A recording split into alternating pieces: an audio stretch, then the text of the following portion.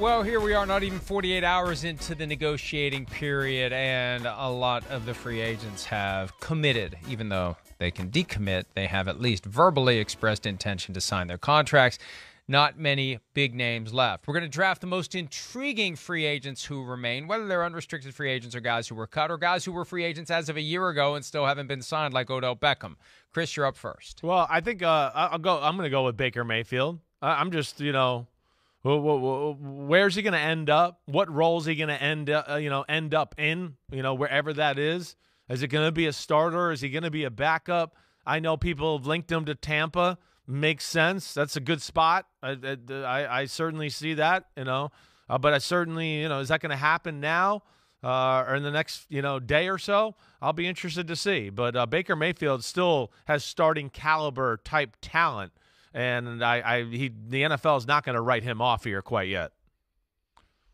And he's always been extremely confident in his abilities, and maybe one of the reasons he doesn't have a deal is like some of these other guys we've discussed over the past couple of days. He wants more than what is out there. Maybe he could have gone to the Raiders. He wants more, possibly, than what's out there for him. And that leads me to Orlando Brown, guy who we thought as of a week or so ago could be franchise tagged for the second time by the Chiefs. They decide not to do it. He's available for anyone who wants him, and he hasn't signed. And we're 48 hours almost into it, and the big money starts to dry up, and there's a question of left tackle versus right tackle, and could he still come back and play for the Kansas City Chiefs at a lower number? It's just kind of swirling, and he's teetering close to, Chris, what I think is going to be one-year deal territory and do it again next year. It certainly seems like we're going that way. To me, that would have been my next pick too, Mike. I almost wanted to make that number one, but I was afraid you might take Baker Mayfield, so I didn't do it. But I'm shocked we're at this point too.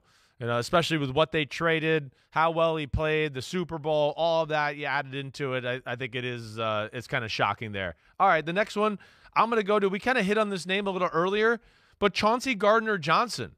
A guy that the Eagles traded for last year, got him from the New Orleans Saints. I'm surprised. One, he's got unbelievable intensity. He's a guy that he's on the field, and it makes a defense more ferocious. And I think he's one of the better safeties in football.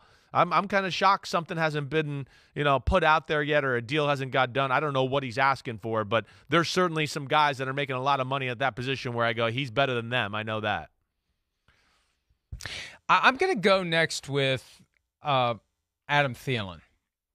Just because I really am curious and intrigued, ergo the title of the draft, as to what he's got left. He's visiting the Panthers today. And when you see the reports that get put out there, Adam Thielen visiting the Panthers today still has plenty of gas in the tank. That's part of the quid pro quo for getting the text from the agent about the visit. How much gas is left in the tank for Adam Thielen? I can't help but wonder. And I thought when the Vikings cut him, he maybe already had something lined up behind door number 2. Why else would you leave Minnesota? So intriguing to see who wants him, and then when it's time to play, can he do what he used to do during his best years of his career?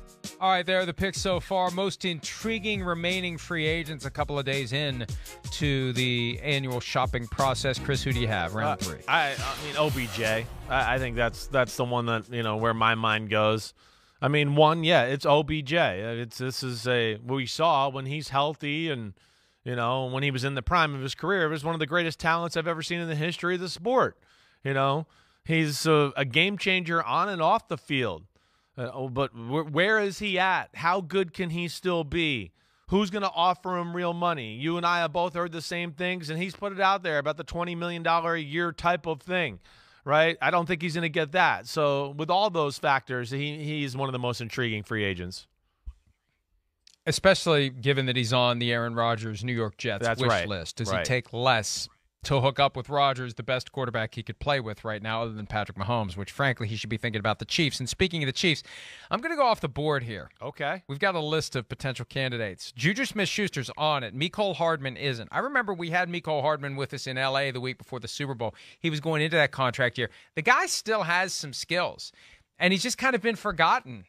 Completely forgotten. So, I know. Does he end up back in Kansas City? Does he go somewhere else? He's a guy to keep an eye on.